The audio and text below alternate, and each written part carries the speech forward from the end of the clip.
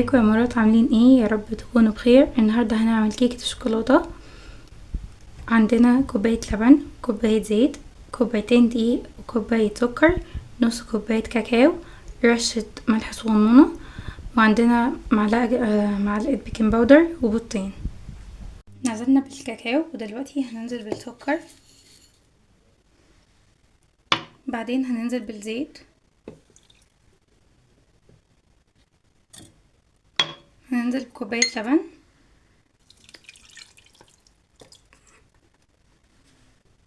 وهنقلبهم كويس الاول.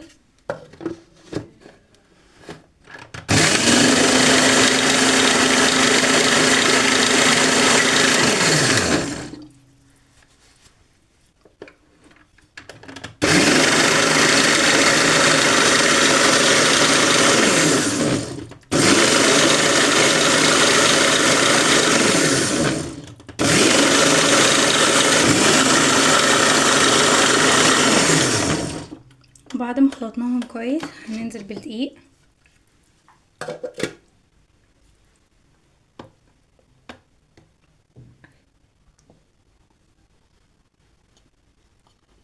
هحط كوباية الاول، بعد كده اضربهم كويس، بعد كده ارجع احط كوباية تانية.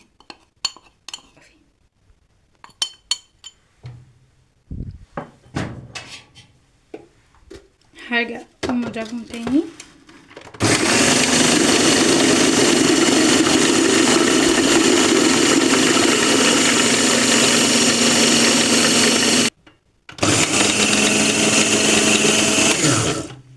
بعدين دلوقتي هنبدأ ننزل بالكوباية تانية.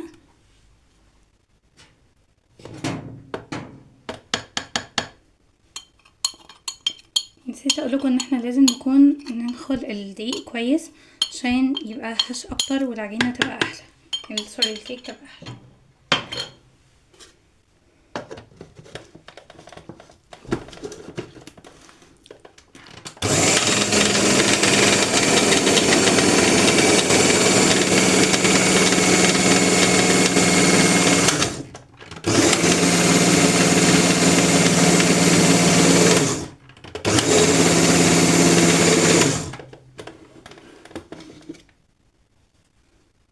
ودلوقتي هننزل بالبيضتين، هنخلطهم كويس.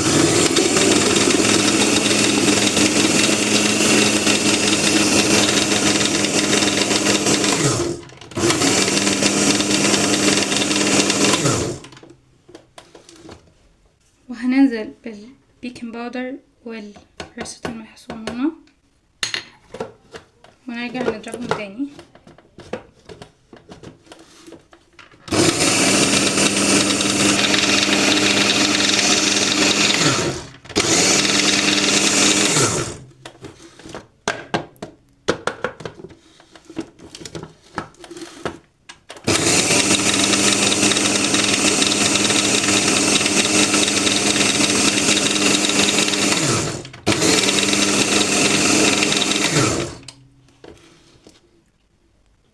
ودلوقتي جهز قوام الكيكة، هنسيبها على جنب ونجيب الصينية. دلوقتي جبنا الصينية وحطينا فيها شوية سمنة، وهنبدأ ندهنها بالفرشة بتاعة السمنة. لازم ندهن الأطراف كويس عشان مفيش حاجة تلزق في الصينية.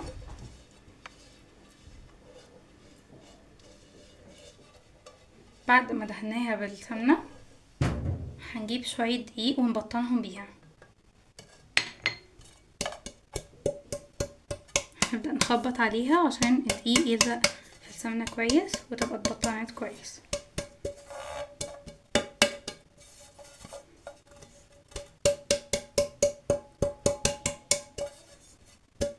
ولازم كمان نبطن الحروف بتاعة الصينية،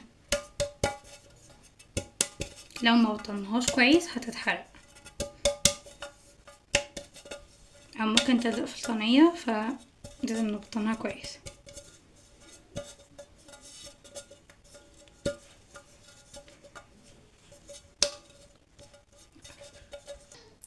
ودلوقتي بعد ما بطلنا الصينية كويس وشلنا اي دقيق زايد، هنحط بقى الكيكة اللي احنا عملناها.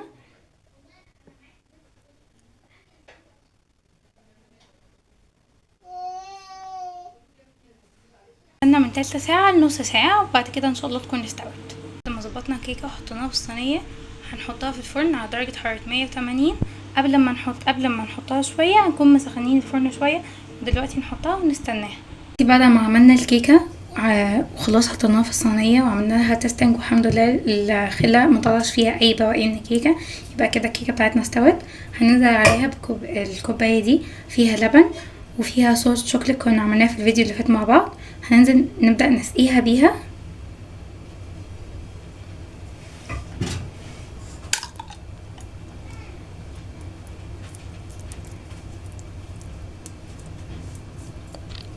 بس بنسقيها عشان خاطر الطعم يبقى احلى، تدي تست اعلى.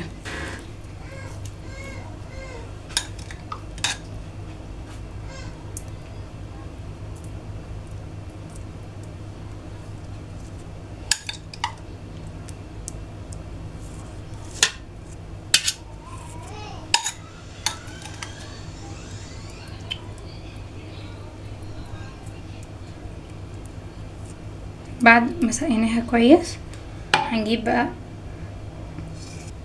دلوقتي، بعد ما سقيناها باللبن والشوكليت هننزل بقى بالنوتيلا يعني اللي احنا عملناه، هننزل بقى عليها بالصوص زي ما هو.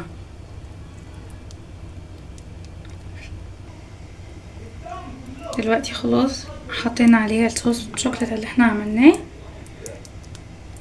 وعملناه كويس.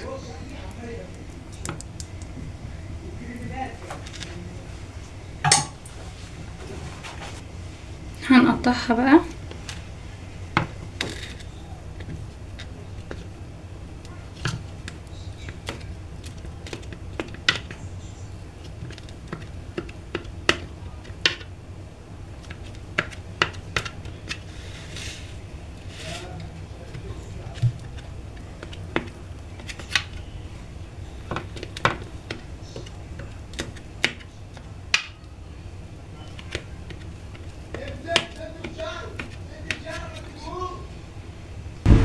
دلوقتي. بعد حطينا الصوص وظبطناها وقطعناها هننزل بقى على الصوص اللي عملناه كورنا اللبن عشان ينزل باي فرق احنا قطعناه. دلوقتي بقى هندوقها.